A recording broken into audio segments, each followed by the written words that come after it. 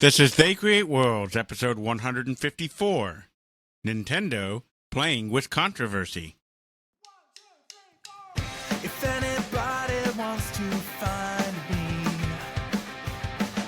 I'll be in the last place you would look. In a place where people used to be, a land that's called reality. You'll find me there.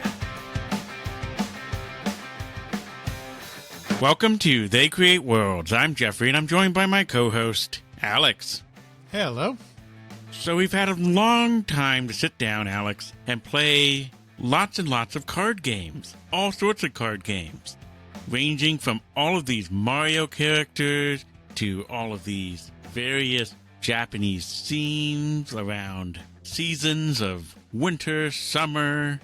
It's wonderful. And we even got to do things to build a solid foundation with concrete in order to know that with a strong foundation of concrete, you can make cards. That's right. So, of course, there's only one logical place to go from here, and that is instant rice. Instant rice. That's right. But before we get there, we do have to connect a few more of the dots, because we have left Nintendo at a place where it has become the largest, most successful card company in Japan, has become a major force in the Kyoto area, and is about to hit a period of time that will be very challenging for a variety of reasons. World War II not being the least of those, but also the problems that have developed within the family. We found one person who went traitor. That's right, who fled his responsibilities and the family business, left his wife and his 5-year-old son, Hiroshi, to fend for themselves. And that's where our story takes up here. And it was a real scandal, obviously. This is a well-respected family, the Yamauchi family. Shikanoju Inaba, the individual we're talking about who was adopted into the family, was supposed to carry on a very proud and very noble business going back even at that point several decades.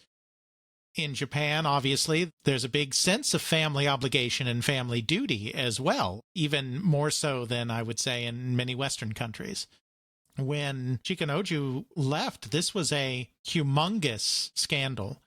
His wife, Sakura Yamauchi's daughter, Sakura, we may recall, being the current executive in charge of the company, she went to live with her sister. I mean, she was totally disgraced by this. It's not her fault. She didn't force him out or force him to flee or something, but as the person who's left behind, I mean, the brunt of the scandal falls on her. Hiroshi is taken from her. Her young son, Hiroshi, is taken from her to be raised by his grandparents. Because Hiroshi is now going to be someday, he's only 5 at this time, but someday this is going to be the next president of Nintendo. He needs to be within the family business with a strong patriarchal figure to groom him and prepare him for this. So he's actually separated from his mother. I mean, they still see each other. It's not like she went to some other city or something. And is raised by his grandparents. And this, I think, has a profound impact on Hiroshi because he was basically, according to Hiroshi himself, he was basically allowed to do whatever he wanted. He was now the sole heir and the sole hope of the future of the Nintendo business, of the Yamauchi family. So his grandparents basically let him run free. This is very akin to like almost a regency where you have regents taking over running a country. Then you have the crown prince who's going to be the person who's going to be in charge, and they're 5 years old until they, quote-unquote, come of age. Then someone else has to rule the country, in this case, a company. Yes, though, I mean, Sakura Yamauchi is still around. It's Sakura Yamauchi's company. He's still running it. It's not like his father was taking over the company tomorrow. It's just that was the line of succession. When Sekiro retired or died or whatever else, then it would have been Shikanoju, but now it's got to be young Hiroshi. Another point I wanted to bring up with him is this is the first time that in this line that you've actually had a male heir. Mm-hmm. To this point, you've had female heirs who cannot, according to their society, take over the company. Right. So that's why we had all these multiple lines of succession coming in where you adopt someone. Right. This is the first time that they have a male heir for the company. Yeah. So I think that might have played a heavy role into him being raised by a strong patriarchal figure, also being able to get away with pretty much anything because he's the male heir. Yes, like you said, he's the first male heir that the Yamauchi family has had in generations. So there's definitely a big deal to that. And I think a lot of this shaped who Hiroshi Yamauchi would become, both the way he was raised by his grandparents and the way he was abandoned by his father. He was a handsome young man. He was very debonair. He dressed well. He behaved well. He was kind of the model of the upper crust. He was a very witty man, but there was always an edge to him, both as a young man and as the person who, of course, would take over Nintendo and would be in charge of Nintendo all the way until 2002, almost 50 years. There was kind of an edge to him. There was a coldness. There was almost a cruel streak hiding underneath. Very ruthless, very cold. Would you say it would be akin to someone who had an iron fist but covered in a velvet glove? From what we've heard, he didn't even really cover it in a velvet glove. I mean, he could obviously be gracious, debonair, and aristocratic like that when he needed to be. But I think anyone who ever worked for Mr. Yamauchi knew that that glove was very thin. That iron fist was never far from the surface. So maybe more like, say, Hank Scorpio from The Simpsons, who's very nice when you are doing things the way he wants, and then you cross him and then he goes out? Not like that, because he was always very stern and a man of few words and a man of penetrating gaze. He was not a glad-hander. He was not somebody who made you feel like you were their best friend. He was the boss. He had an arrogant streak. I mean, he was the scion of this great family, and he was raised knowing what his birthright was and being encouraged to accept that birthright. He was distant. He was ruthless. He was often cold. He lived and breathed the Nintendo business. It was all-consuming for him. It worried him. He suffered from horrible stomach pains, ulcers, other physical ailments at times when he was just so twisted into worry over the company. I think he felt probably, I don't want to armchair psychologize too much. I'm not a psychiatrist, but I do think that he felt a lot of that pressure to keep Nintendo great because this was the family company that he was entrusted with, and he was entrusted with it before he was supposed to be. I mean, it was a heavy burden he was asked to carry from a very young age. He had very few hobbies. The company was his life. He played Go, and he was a very, very good Go player. He was high ranking. He was a 4th or 5th ranked Dan, I think, somewhere in there. I'd have to look it up to be sure, but he was an expert Go player. Nintendo and Go were basically the only two things in his life. Now, it wasn't that way when he was younger. Like I said, the business was all-consuming. He grew up as very much a playboy type. He was spoiled as a child, as I said. He was allowed to roam free. He, of course, was a teenager when World War II broke out. His grandmother made sure that he would never have to serve on the front lines. He was too young when the war started. He was definitely going to be coming of age, but his grandmother was able to use the family connections, because they were a very influential family, to keep him in school, in top-notch preparatory school at first. And then they were able to secure him work in a factory, because you still have to build the stuff that goes to the front lines as well. So if you were in certain factory jobs, you were essential to the war effort and you didn't have to be a soldier. Obviously, those were highly coveted positions because you didn't have to go to the front lines. So his grandparents made sure that he didn't. So he never had to serve. But he grew up in this time period. He was a teenager as Japan was being destroyed. Of course, Kyoto was spared.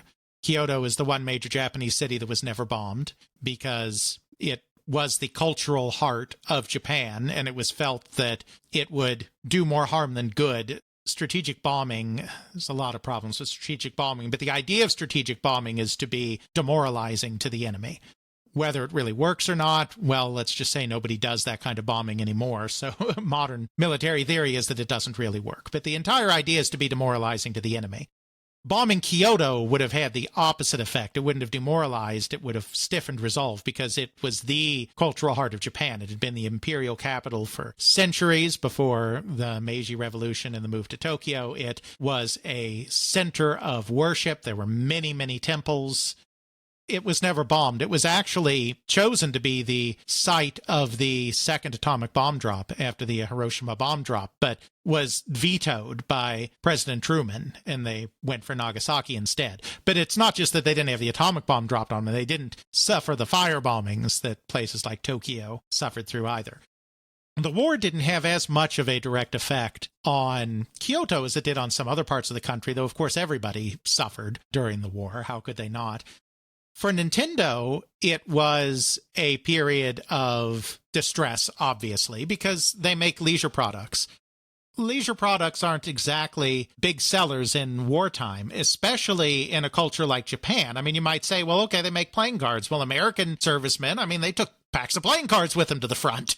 I mean, that's great. You're in playing cards. All the soldiers are going to want that, right? Well, no, because the Japanese, the cultural mindset is very different.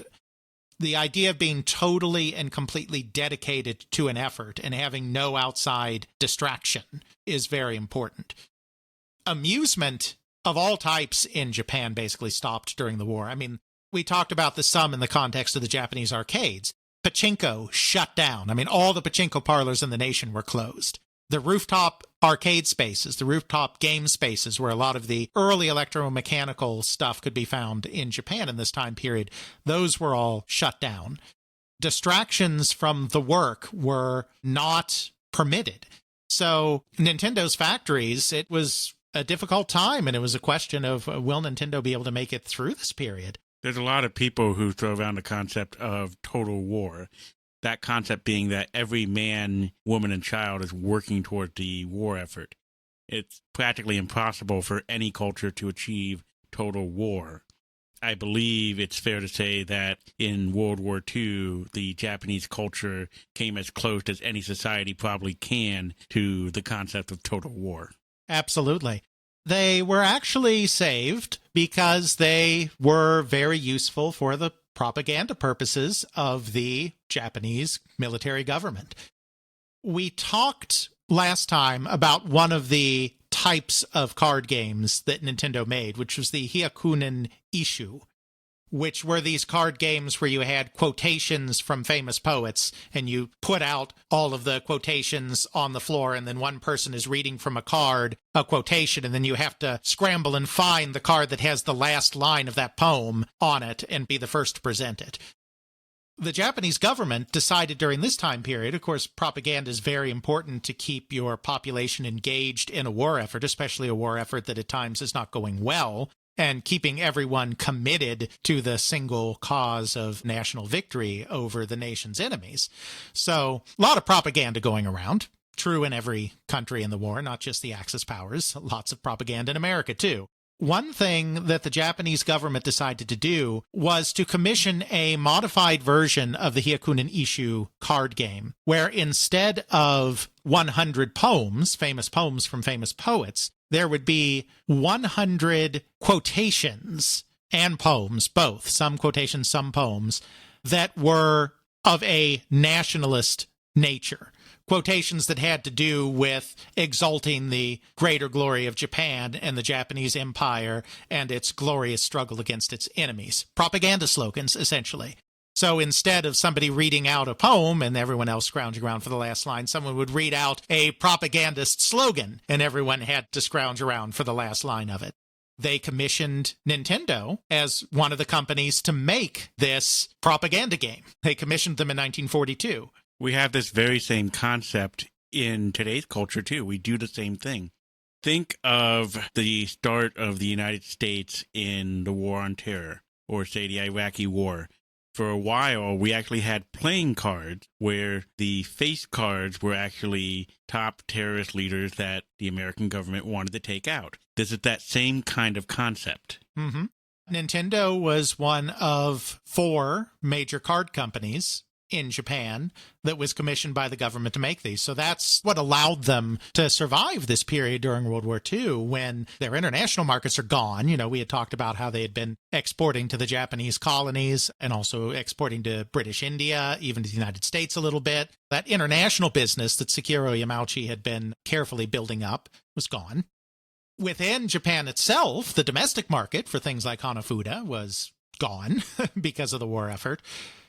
But the company was able to keep going by doing this war work. Obviously, this isn't something that Nintendo kind of touts today, being a propaganda tool for the militant Japanese government of World War II, but they weren't directly involved in war crime type activities. They were a card company in Japan. They were serving their country and they were making card games with patriotic slogans. But it's what allowed the company to keep going. As I said, during this time, Hiroshi is at first in school and then later is working in a factory. World War II, of course, ends, 1945, and all of Japan is faced with immense challenges at that point. The economy is completely ruined. At first, it's not even clear that the United States will even let them rebuild much of their economy. I mean, they're completely conquered, they're completely subjugated. Things change once the Korean War starts and the United States starts taking a more active hand in rebuilding a strong, economically viable Japan as a bulwark against communist China and communist North Korea. You know, in the years just after the war, it's not exactly clear what's going to happen. Sekiro, who has been a visionary, just like his own adopted sire, Fusajiro, who founded the company, Sekiro decides that they really need to modernize the company. And there needs to be a humongous focus on increasing viable manufacturing and distribution of its Western-style playing cards. They're also still making Hanafuda cards, but now that Japan has been so beaten down in this moment, they know that they're going to need to appeal to Westerners. They're going to need to appeal to the occupying forces. There's a lot of Western military personnel in Japan, can sell cards to them. They're going to need to try to rebuild international distribution networks because domestically it's just not going to fly in the near future, selling much product. There's a big focus on Western cards, and there's a big focus on modernization. So in 1947, there's a restructuring of the distribution within the company. A new kind of subsidiary called Marufuku is created to be a distribution subsidiary to do a better job of getting the cards to markets. There's a complete overhaul of the factory infrastructure of the company, making proper assembly lines to churn out these cards in a very efficient manner. There's this real focus on looking to the future and doing things in better, more efficient ways. At the end of 1948, Sekiro suffers a debilitating stroke. It is very clear that he is no longer has the physical and mental capacity to continue running Nintendo. At this time, at the end of 1948, Hiroshi Yamauchi is now a young man.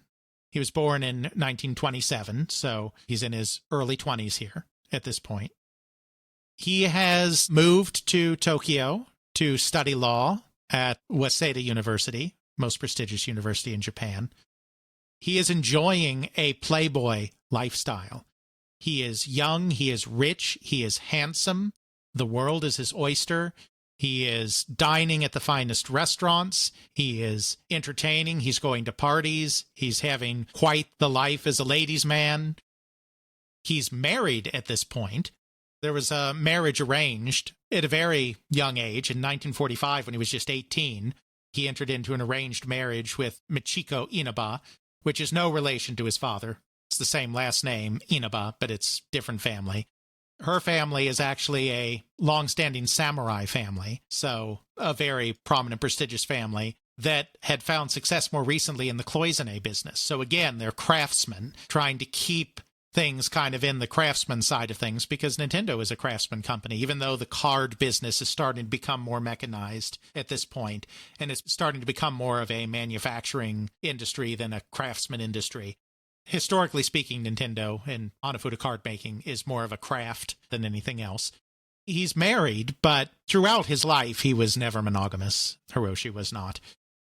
He was very much a young playboy, so he is enjoying his life in Tokyo very much. He has no desire whatsoever to return to Kyoto, not at this point in his life. Tokyo, even though, of course, it's in the process of still recovering, even though it's still largely in ruins in many places, Tokyo is the capital. Tokyo is the center of the new Japan. Kyoto is the center of the old Japan. It is conservative. It is not as vibrant. It is a city of temples and stately old houses. It is not Tokyo. It is not modern and hip and always going. Hiroshi doesn't want to come back at this time, but he has a duty to the family. Sekiro cannot run the company anymore. There is no one else. His father's gone. He has no siblings. Obviously, whatever's going on with his father doesn't matter. There's no siblings. I mean, he is it. He is the future of Nintendo. After the stroke, they have to reach their hands out and say, all right, it's time to be done with this extravagant lifestyle. You had your fun. It is time for you to do what you were more or less created to do, which is to serve this family. Exactly. And he did take that very seriously. As I said, a few minutes ago, for the entire rest of his life, Nintendo was his life. Many, many people, obviously, are devoted to their companies. There are very few people, and I'm not saying he's the only one. He's far from the only one. But there are very few people for which their company becomes basically their entire life. But that was Hiroshi Yamauchi. His spirits rose and fell with the fortunes of Nintendo. He was entirely committed, but he was also very clear that it be his company. His and his alone. He was the boss, and he would broke no dissent to his rules. Now, he was not a boss that believed in or forced strict conformity in everything. Nintendo was a Japanese company, and Japanese companies have certain conservative aspects to them by their nature. So there were aspects of Nintendo that were conformist in that sense. Everyone had to dress in a company uniform. Even in the 80s, when the Nintendo Entertainment System is a big success and they're this entertainment company, the employees are still wearing uniforms, essentially, in the office. I mean, they're very strict on those kind of things. But he did believe that creativity was important in this kind of business, and he did not believe in enforcing groupthink. He did not believe in having everyone pulling in this exact same uniform, boring direction. He liked the idea of creativity. He liked the idea of people being able to be innovative in their own spaces. That was a big hallmark of Nintendo, and I think also important in Nintendo's success, because they weren't some staid, old, traditional Japanese company. They were committed to new ideas, but he was the decision maker. And when a decision was made to go in a direction, that was it. You did not contradict the boss. You did not contradict Mr. Yamauchi. So in effect, he allowed a certain degree of creativity, but he still reserved the right to have a firm, steady hand. Exactly. And he was the final arbiter of all decisions. He never had a huge marketing department, for instance, at Nintendo. He did not believe in market research. And again, we're talking about the early days when he's just taking over, but we're also talking about the later days. We're talking about the NES. We're talking about the Super NES. We're talking about this entire period. Because remember, he's taking over the company. He's summoned back to Kyoto in 1948. He officially takes over from his grandfather at the beginning of 1949. He is in charge of Nintendo from 1949 until 2002. Almost 50 years at the head of Nintendo. That's a lot of history there. You're talking about the Pong generation of Nintendo product. You're talking about the entire arcade system, the NES, the Super NES, even the N64. To an extent, I would even argue the GameCube. Yes. Over 50 years. I think I said almost a second ago, but I meant to say over. Over 50 years, this was the man. He did not believe in market research. There was always a small marketing department when he was there. He was the final arbiter on what the company would do and what the company would make. He had an innate ability to suss out products that would be successful. Now, obviously, everything Nintendo ever did was not a success. No company is like that. They had their ups and downs, and they had some struggles, which we're going to get into in more depth as this overview goes along. He was right more often than he was wrong, which is why the company continued to thrive under his leadership. And this is a guy that didn't care for fun at all, to not put too fine a point on it. I mean, he played Go. I don't think even Go he saw as something fun so much as it was something to be a battle of wits and wills and another arena in which to dominate. He never played games other than Go. He never had hobbies. He didn't go fishing or shooting or cycling or anything. He didn't play games. Don't think he really watched television or movies. Don't think he read literature, great literature. He did not, in his personal life, do fun. He could be an unbearable person. Even during his leisure time, he was working on things to further the company, be that research for business practices or research what other companies are doing or talking to other business professionals in order to maintain and develop relationships. This man who had no fun in his own life had this innate instinct as to how other people would want to have fun. You know, maybe some of that goes back to the fact that there were two different Yamauchis. And again, we don't have a lot of information on him, and I don't want to armchair psychologize, but there was that playboy, right? There was that guy that was enjoying the Tokyo nightlife as a young college student and didn't want to go back to Kyoto. That person was still there. I think there probably was a more easygoing, fun-loving Yamauchi kind of hiding somewhere deep within the stern, taciturn, arrogant, and cold Yamauchi that ran Nintendo. That's maybe what gave him this capacity to do this, to be so successful in the entertainment business when he himself had no interest in entertainment. You know, that may be being too cute about it. I don't know. But he's a fascinating individual. You know, it's said in David Sheff's book, this is the only source for this, so I don't have independent confirmation, but it's said that when his grandfather told him it was time to take over the business, it said that he agreed, but he said only on the condition that I am the only person in the company with the Yamauchi name, because there cannot be any challenge to my authority. According to Sheff, he forced his grandfather to fire one of his cousins from the company so that there would not be another Yamauchi in the company. You have to understand something else about him taking over. He took over the company at 21. Japan has a culture of lifetime employment. Today, that's eroded some, but it's still not entirely gone. Back then, they absolutely had that culture.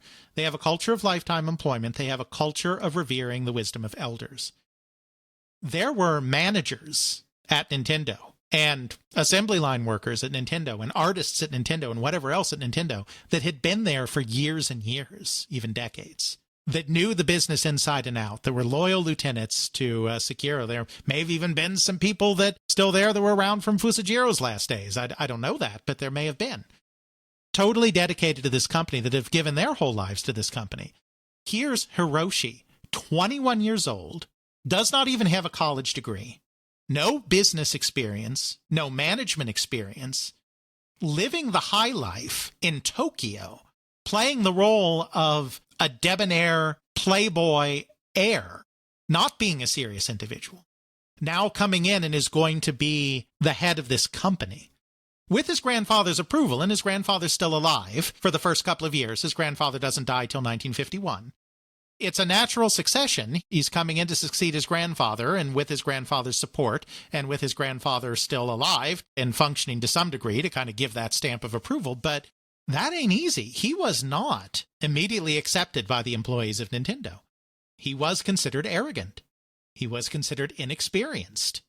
He was not necessarily considered someone who could carry this Nintendo legacy forward. He comes in, if he really did have his cousin fired, he comes in and tries to immediately put his stamp on the company in a very real and meaningful way. I mean, it's kind of like how they say, you know, when you go to prison, that the first thing you need to do if you're going to be, you know, respected, I'm not saying this really happens, but it's kind of the lore, the myth of it, is that you find the biggest guy on the cell block and you beat him up or whatever. You know, you immediately assert that I'm the new big tough guy on the cell block, so you need to leave me all alone. And that was basically Hiroshi Yamauchi's approach to coming into Nintendo. You said that he was at college to become a lawyer, so I take it he just never finished that degree, or he was halfway through it and then was pulled out. Exactly. Now, remember, this was undergrad, so he was studying law undergrad. But right, he never finished school because it was time to run the company. Under ideal circumstances, he would have had maybe even a decade of education and maturing to do before he started stepping in to a role as commander of Nintendo. Mm-hmm. The first years of the Yamauchi regime are very rocky because he's young and inexperienced, and he can be very cold in personal relations when talking to people. He rubs everyone the wrong way.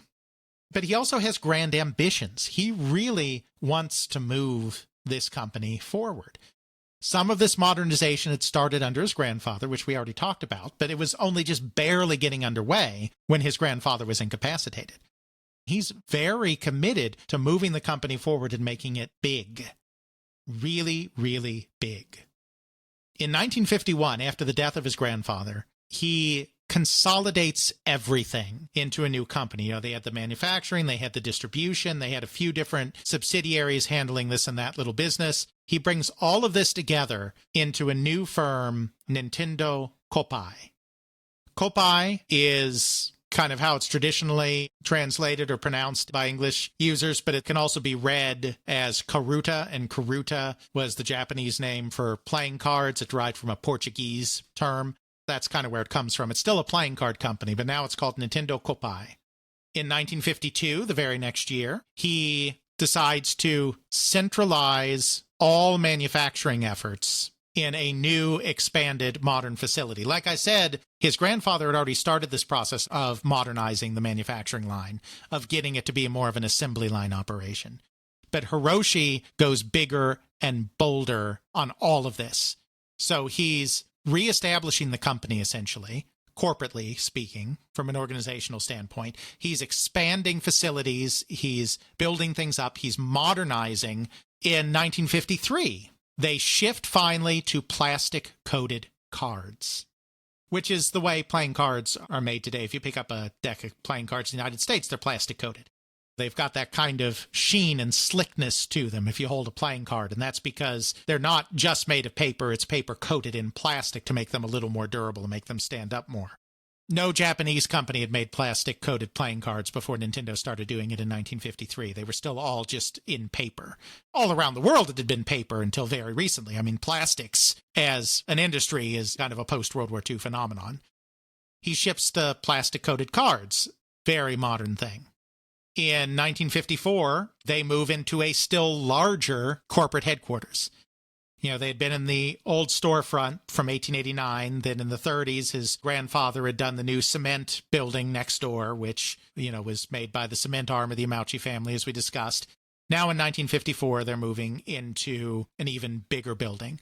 So he's doing all of this stuff to modernize and expand the company. But he's doing it at a very challenging period of time for Nintendo as well.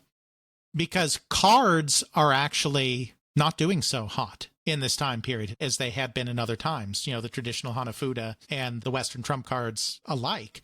The arrival of television, for instance, and other forms of entertainment are drawing family leisure time in different directions. Instead of after dinner, everyone retiring to play cards or shoot pool or whatever it is people did after dinner in the old days, now after dinner, people are gathering around the television. That is becoming the new focal point of entertainment. So obviously playing cards aren't going away, just as Monopoly isn't going away, just as any of this stuff isn't going away, but it's not as big as it was. Sales are declining. But at the same time sales are declining, Yamauchi is taking out many, many loans to finance the expansion of the business. In 1954, because of these new pressures, card sales at Nintendo suddenly take a huge dip. This is kind of the final straw. He's had managers and frontline employees alike have been very suspicious of him ever since he arrived in 1949. Not trusting his inexperience, not trusting his ability to lead the company into the future. Now it seems like it's become a self-fulfilling prophecy. He's young and inexperienced, doesn't know what he's doing, and oh, look, he spent all this money, and now we're losing money. Our sales are going down at the same time that he's leveraging the company and doing all this big building projects and everything else. Things go from under-the-surface tensions to outright hostile between Yamauchi and his employees. Because of the problems at the company and the financial difficulties and everything, he fires 10 employees. Remember, I mean, that may seem like, okay, fine. So the company's going through a slightly difficult period, so some people get laid off. I mean, it's sad. We don't like it always that America works that way, but it's a cycle that we're at least familiar with. It's a cycle that we understand that happens, even if we wish it wouldn't. But in Japan, this is very, very different. You work for a company for your life, and the company takes care of you from your introduction into the company until you retire. The fact that you get fired is a major, major thing that has stigma attached to it, that has a sense of you screwed up so badly that they had to get rid of you.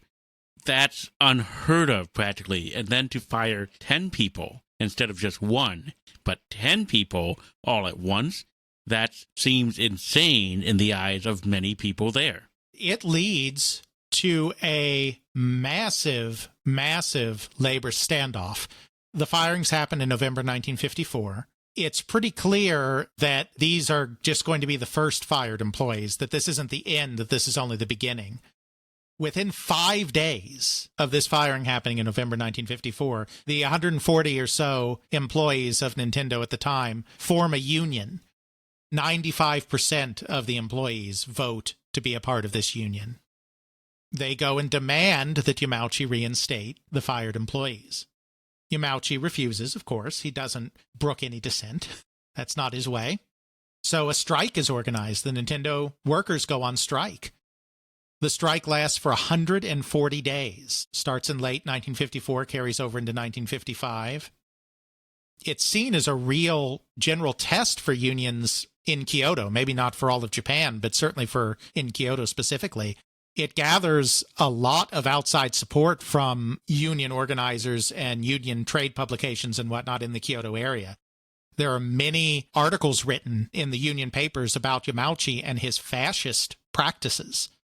Fascist, that's a loaded word today, but it's an even more loaded word not 10 years after the end of World War II.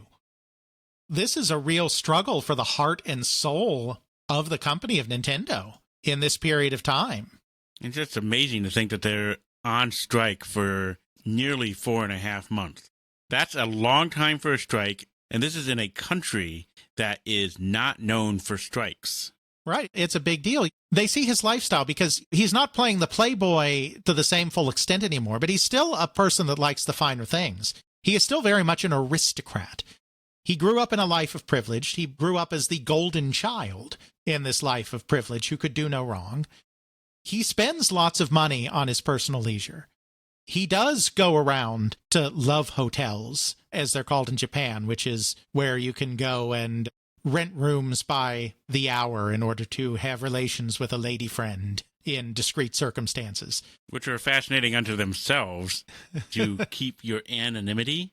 A lot of the love hotels actually have these placards that you put over your license plate when you park there. Uh-huh. They try to set it up in ways that you don't even interact with any staff, lest you be noticed or something.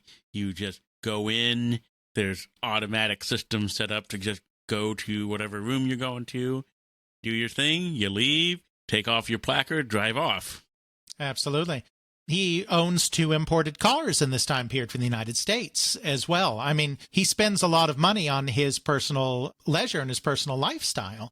He's seen or he's portrayed by these union magazines, which of course have an agenda to do it this way, as this decadent individual who is firing employees while he is basically swimming around in his money bank. I mean, they're kind of portraying him as this capitalist pig.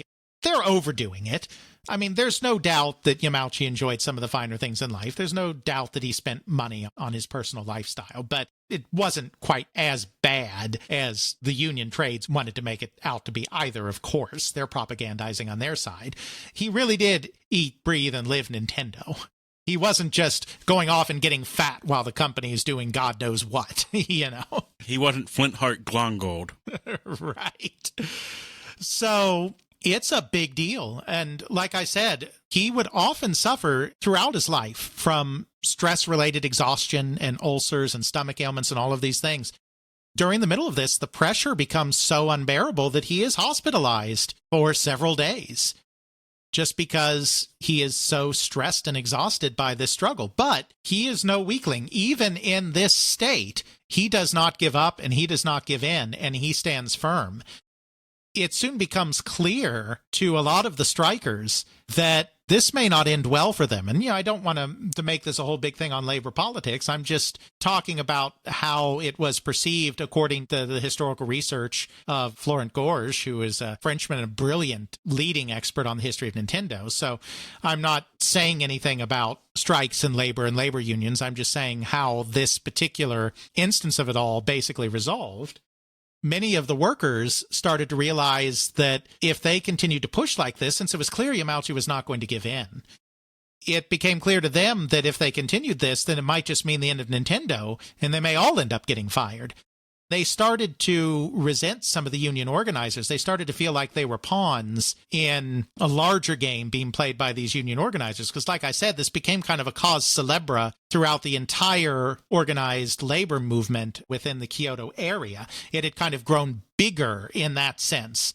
It was seen as kind of this test case, I think, almost. Like if we can beat Nintendo, then we can move on and beat other companies. It was kind of becoming bigger than just the struggle over the firing of these 10 employees. Some of the employees began to doubt the intention of the leaders of the strike, and they also began to worry that this guy's not giving in. If we keep this up, it could just be the end of Nintendo, and then it's not just those 10 people that were fired that are out of a job. We're all out of a job.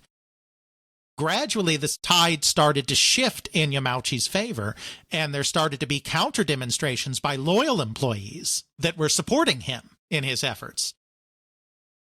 So at the end of the day, he wins. He wins it all. A labor plan is voted on. Yamauchi does agree to take a pay cut. He does have to scale back his own lifestyle a bit from a public image perspective. But he's also able to chase all the big dissenters out of the company, and he's able to dissolve the union. He basically wins a complete victory over this, and is able to finally and totally assert his authority. I think this is probably the last time he would ever have a truly serious challenge to his authority. He is basically, from this point on, the undisputed, unrivaled, autocratic boss of Nintendo right up until the day he decides he doesn't want to run it anymore.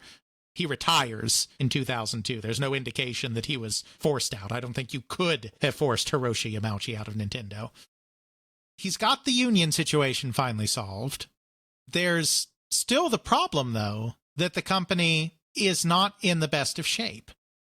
He's fortunate that there's another movement at this time that's starting in Japan in the late 1950s. The late 1950s is kind of when Japan's so-called economic miracle finally starts kind of moving into high gear.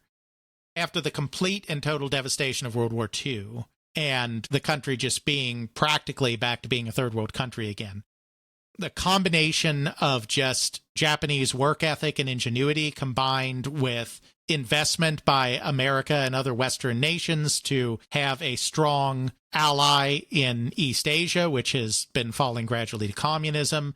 Other factors, I'm sure, as well. I'm not a Japanese economic historian, so I'm sure I'm oversimplifying and leaving other factors out. But because of a lot of factors, by the end of the 1950s, Japan is starting to really become that economic engine that would continue to just grow and grow and grow and grow until finally the collapse of the bubble economy in the 1990s.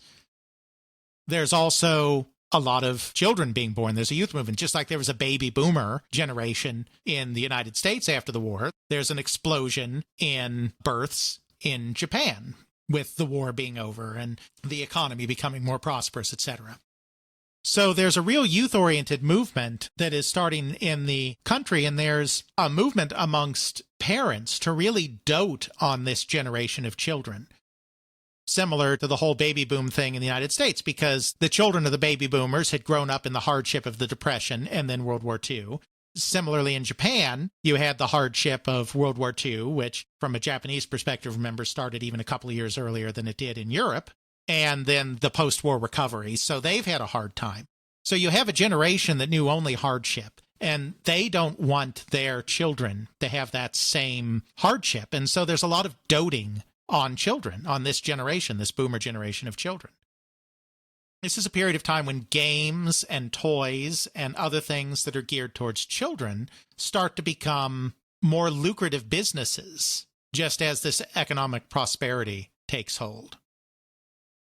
In order to kind of capture this youth market, Yamauchi makes a deal in the late 1950s with the Walt Disney Company to feature Disney characters on playing cards.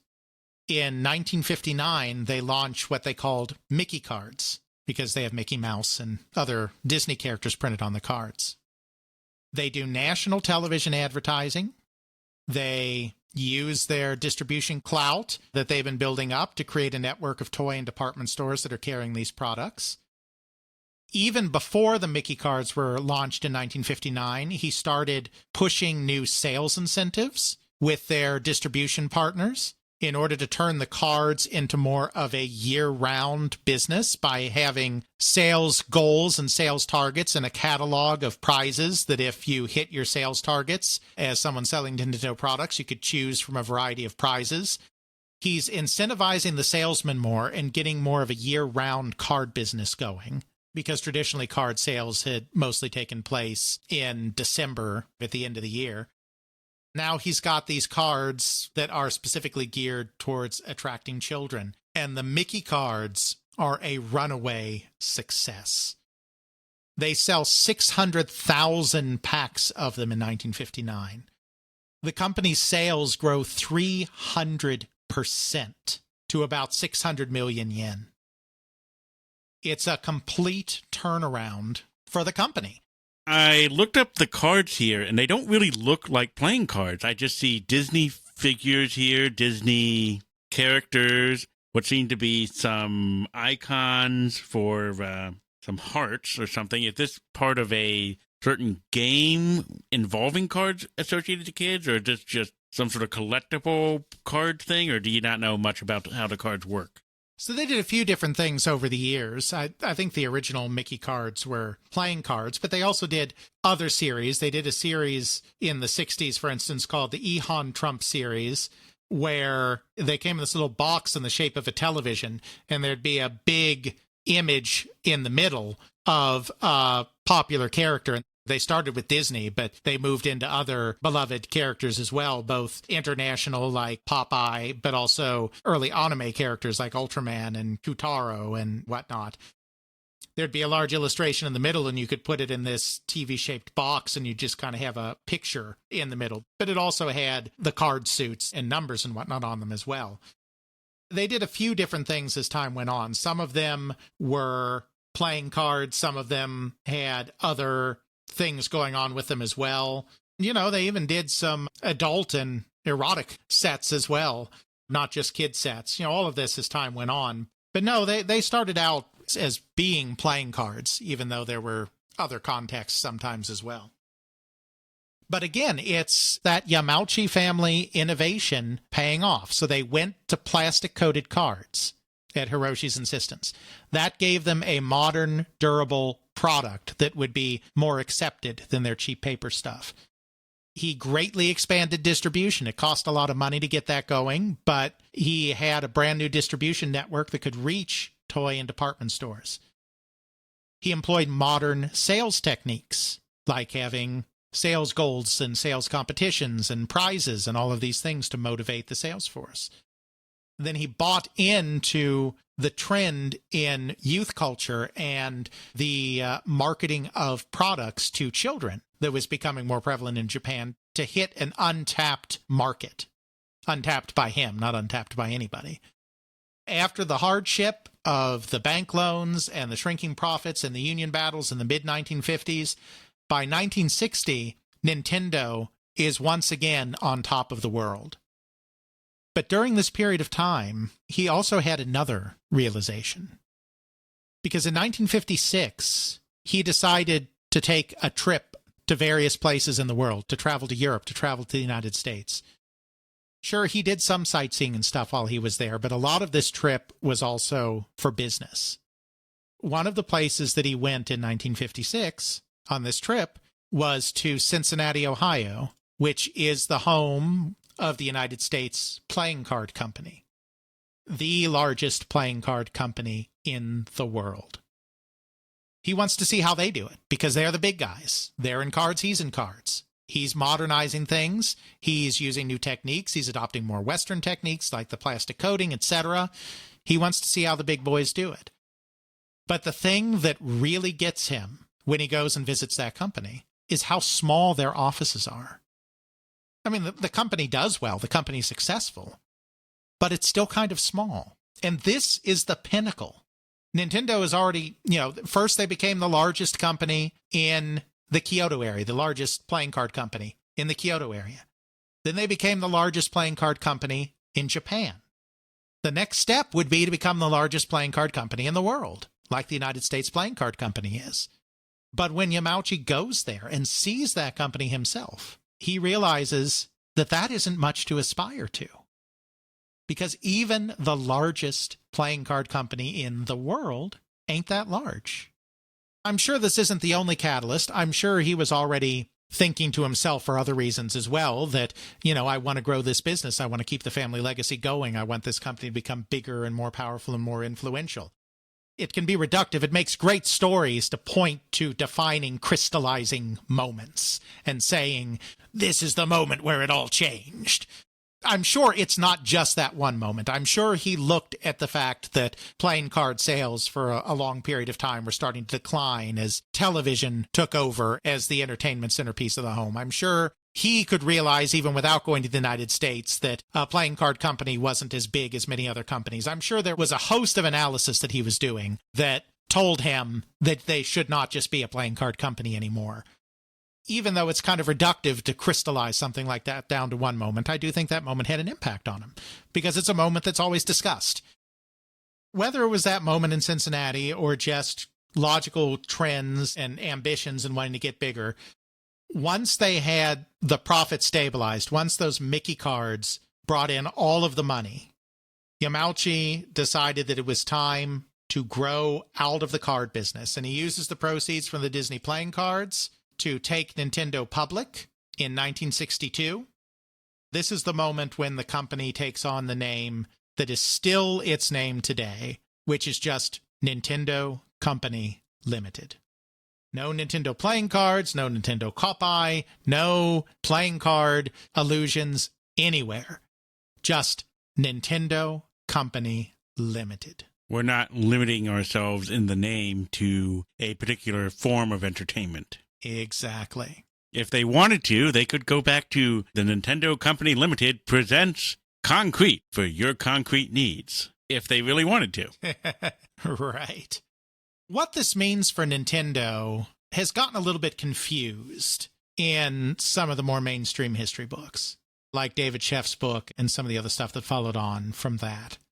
Kind of the common narrative here is that at this point, Nintendo started investing in all sorts of crazy things, like food products and taxis and everything else. I remember you bringing up something earlier about rice. Yes.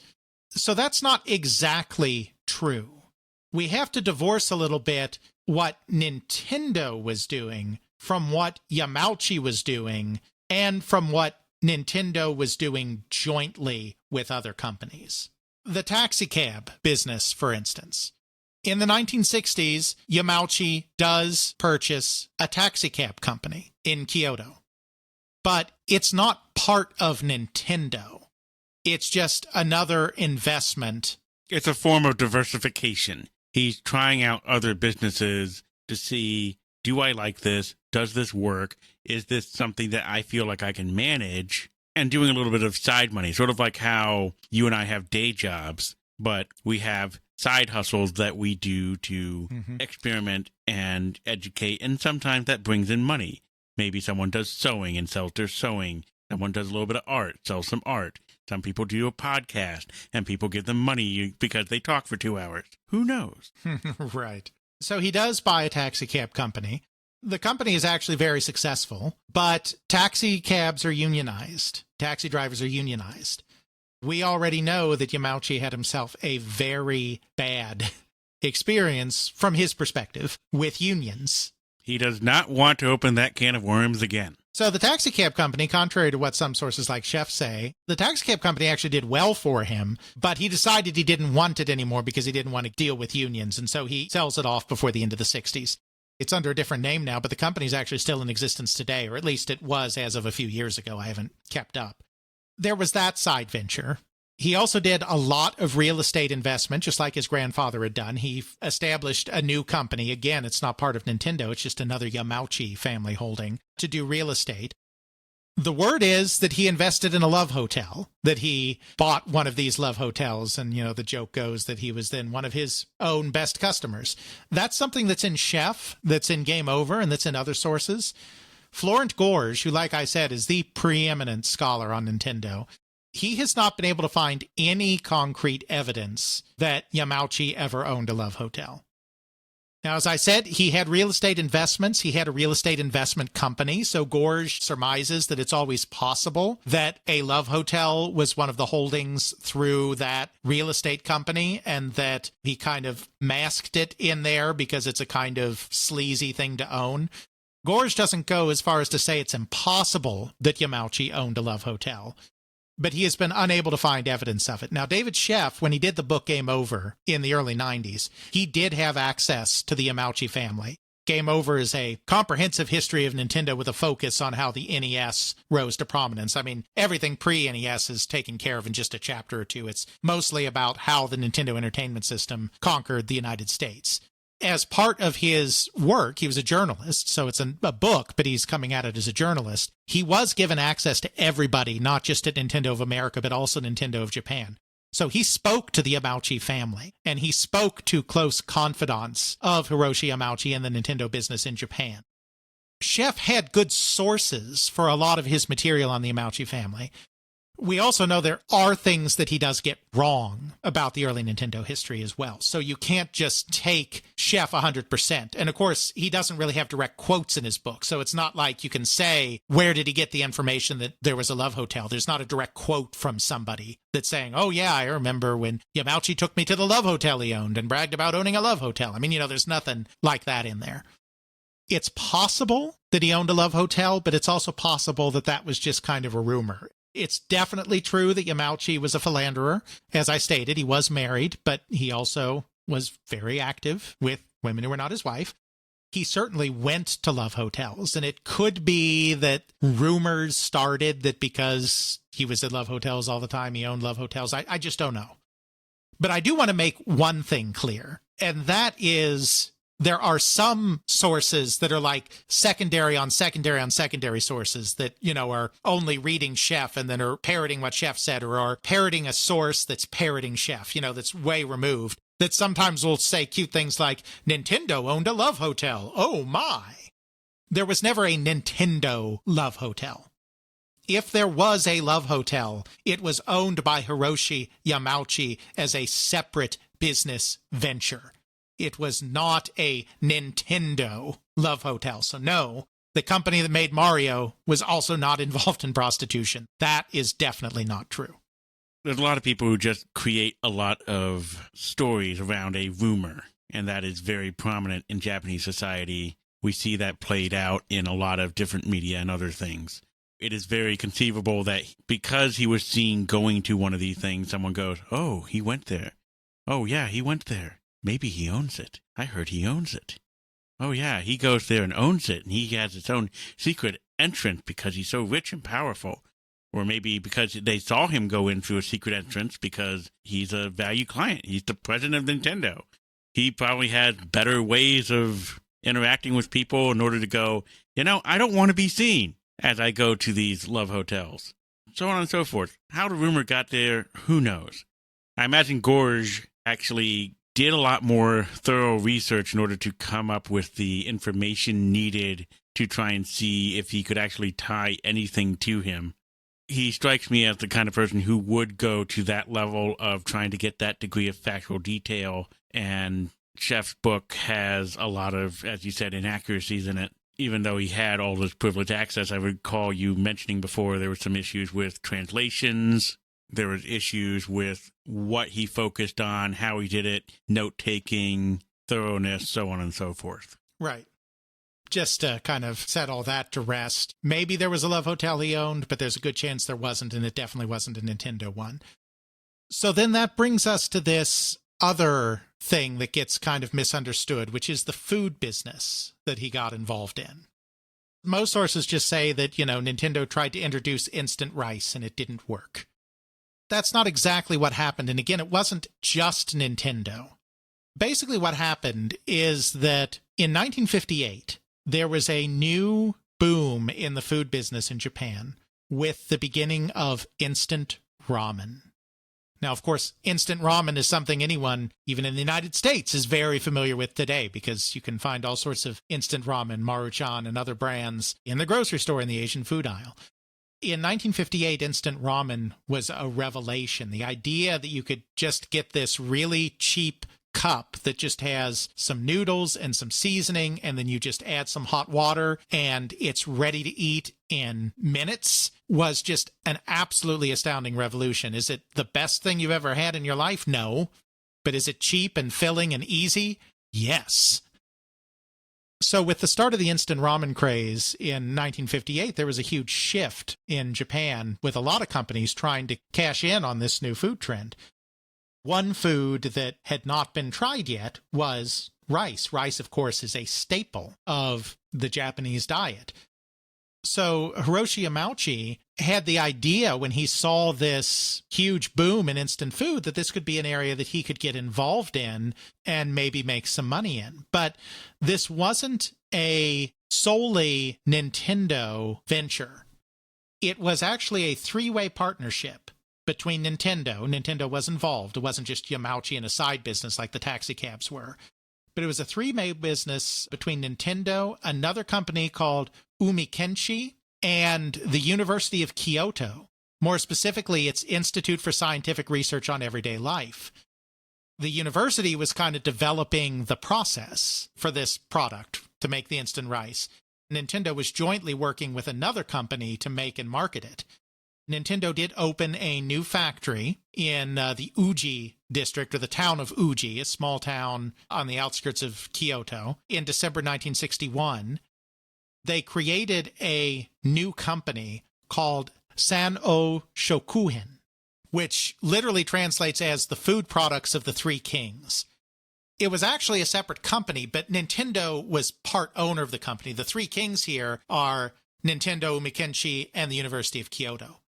Again, it's not quite accurate to say that there was Nintendo Instant Rice because it was this separate company that actually made the product. But Nintendo was part owner of this company and was involved, if that makes sense. It does make sense. It's sort of like when, say, Time Warner bought parts of Atari, bought parts of other companies. They weren't really in that business so much, but they were ownership. They had a say. They had a stake. Right. This company was founded in June 1961.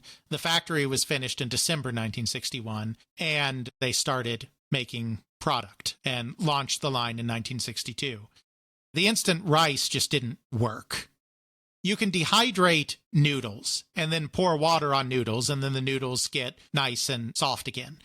You try to do the same thing to rice, which is a very different foodstuff, and it just disintegrates. The rice was disintegrating. It was inedible.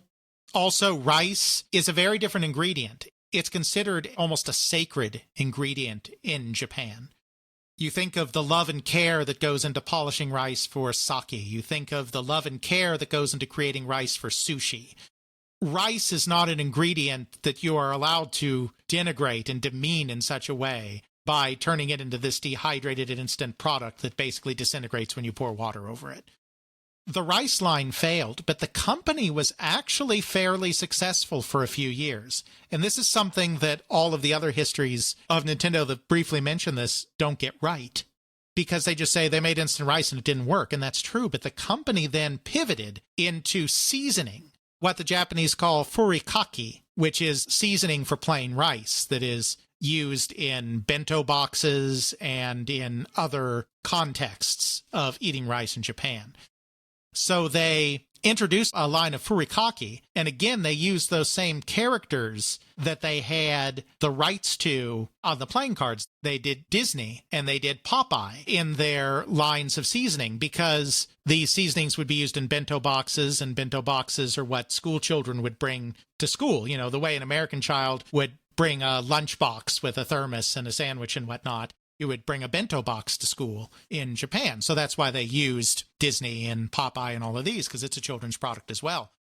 They did this for several years and were very successful. They also did try to break into the ramen business as well. They did Popeye ramen, Popeye branded ramen, starting in 1963. You know, it did okay. He did close down the business finally in 1965, but it wasn't a complete failure. Even though the rice was a failure, some of the other stuff actually did okay. Just a little clarification on that. He's got these other things going, but they're not strictly the Nintendo business. Instant Rice is a sideline. They only partially own that. The Taxi Company, completely different company, not associated with Nintendo at all. It's just a Yamauchi investment. Love Hotel, maybe it happened, maybe it didn't happen, but not Nintendo. Real estate company for real estate investment, another Yamauchi venture, but not Nintendo. Nintendo is still a card company. The Disney playing cards are what sustained them in the early 1960s. This continues until suddenly in 1964, the fad for the Disney cards and the other themed cards, Popeye, whatever, collapses. Well, that's not good. Yeah, people just weren't interested in them anymore. Just to give an idea, and these figures come from Gorge again, in 1964, the year that things start going south on the playing cards, the Nintendo business is divided as follows. 59.2% of the business is in trump cards. Remember, from our first episode, trump is what the Japanese call Western playing cards. A traditional playing card deck. A traditional Western playing card deck. 23% of the business is Hanafuda, traditional Japanese card games. 17.8% of the business is in other games. They've done a little bit. They've done some board games at this point. You know, it's not that big a leap from cards to board games because they're both printed products. They're already engaging with children with their Disney playing cards, so they expand very lightly into board games like Mahjong, what we call in the West Chinese checkers is another one, a few other board games. That's the Nintendo business. Because like I said, the food stuff, it's a separate company. The taxi cabs, it's a separate company. Basically, almost 2/3 of the business is the Western-style playing cards, the trump cards. And in 1964, that business starts to fall apart. So this is a disaster for Nintendo. The stock takes a huge nosedive, the income is starting to drop again, and it's clear that another radical change is going to need to be made, just as Nintendo has pivoted multiple times. We've talked throughout these 2 episodes about how every member of the Yamauchi family has pivoted in one way or the other in the face of economic hardship to keep Nintendo growing. This is another inflection point where a change, of course, is going to be necessary. So in our next episode, our most likely final episode in this trilogy looking at Nintendo before video games, we will see how Nintendo pivots from being just a playing card company to being first a broader game company and then a toy company and finally an electronic toy company, which will then create the logical transition into the video game industry. Still a lot of history to go through, and it's really a testament to how crazy this company has been, going from concrete, playing cards of varying degrees, games, experimenting through food products and other things in order to just try and see what else might be viable for expansion so that we always have something to land on our feet to. Then how do we get to video games? It's frankly amazing that any company can survive what is arguably one of the most devastating events for Japanese society, that being World War II. I imagine that entire war itself took out countless of nameless companies that existed before World War II, and no one ever heard of them after. Absolutely. So, next time on They Create Worlds, we will make our continuing march to video games with Nintendo as we learn more about how Yamauchi continues to rule the company, bringing forth a new era of video games. We'll see you next time. Bye-bye. Check out our show notes at podcast.theycreateworlds.com, where we have links to some of the things that we discussed in this and other episodes. You can check out Alex's video game history blog at videogamehistorian.wordpress.com. Alex's book, They Create Worlds, the story of the people and companies that shaped the video game industry, Volume 1, can now be ordered through CRC Press and at major online retailers. Email us at feedback@theycreateworlds.com. Our Twitter is TCW Podcast. Please consider supporting us on Patreon at patreon.com/theycreateworlds. Please help get the word out by leaving us a review on your favorite podcasting service. Intro music is Airplane Mode by Josh Woodward, found at joshwoodward.com/song/airplane mode, used under a Creative Commons Attribution License. Outro music is Bacterial Love by Roland Music, found at freemusicarchive.org, used under a Creative Commons Attribution License.